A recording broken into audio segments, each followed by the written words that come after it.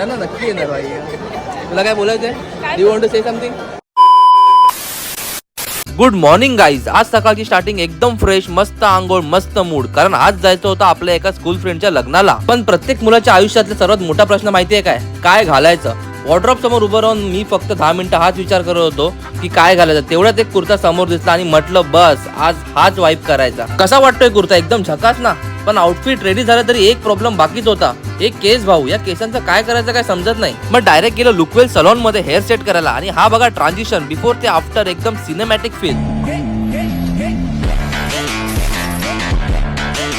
लग्न होतं घाटकोपरला. ट्रेन मध्ये सरप्राइझिंगली गर्दी कमी होती आणि मी मात्र पूर्ण वेळ हेअर सेट खराब होणार नाही याच टेन्शन मध्ये. आता तुम्हाला प्रश्न पडला असेल, जर लग्न घाटकोपरला आहे तर हा मुलुंडला का उतरला? द रिझन इज कमिंग भाई. ह्यासाठी उतरलो होतो गाईज मुलुंडला. मग एकत्र निघालो परत घाटकोपरच्या दिशेने. जसं घाटकोपरला पोहोचलो तसं सगळं सामान भाई माझ्या हातात. मोबाईल, पर्स, गिफ्ट सगळं. भाई तुमच्यासोबत पण असंच होतं का? आणि खरं सांगायचं मी जरा जास्तच एक्साइटेड होतो. कारण स्कूल फ्रेंडचं लग्न म्हणजे बाकी स्कूल फ्रेंडची पण रियुनियन मीटिंग. आणि हे बघा माझे स्कूल फ्रेंड्स. वय वाढलं तरी यांची बकचोदी अजून तशीच आहे. मला वाटलं होतं सुधारले असतील पण नाही भाई, impossible.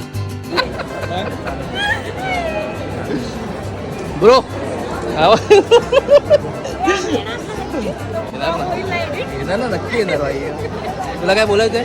You want to say something? काय बोलायचंय? एनिथिंग आपल्या स्कूल फ्रेंडला? ऑल द बेस्ट अंकित.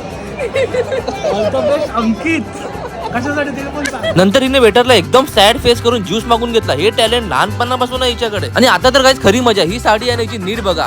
आणि बघा ही दुसरी साडी एकदम सेम टू सेम. भाई मी एवढं हसलोय ना, एकदम डेंजरस लेवलला. इतक्या लोकांमध्ये सेम साडी कशी काय भाई? आणि मग आलं सर्वात इम्पॉर्टंट काम म्हणजे जेवण. भाई आमरस होता. मग म्हटलं बाकी सगळं नंतर, आधी जेवण. आणि डायरेक्ट कॅमेरा बंद केला. नंतर शेवटी मस्त आईस्क्रीम खाल्लं, गिफ्ट दिला आणि डायरेक्ट घरी रवाना. आणि खरं स्कूल फ्रेंड्सना भेटून एकदम भारी वाटलं. काही लोक किती वर्षांनी भेटले ना तरी वाईब एकदम तशीच राहते.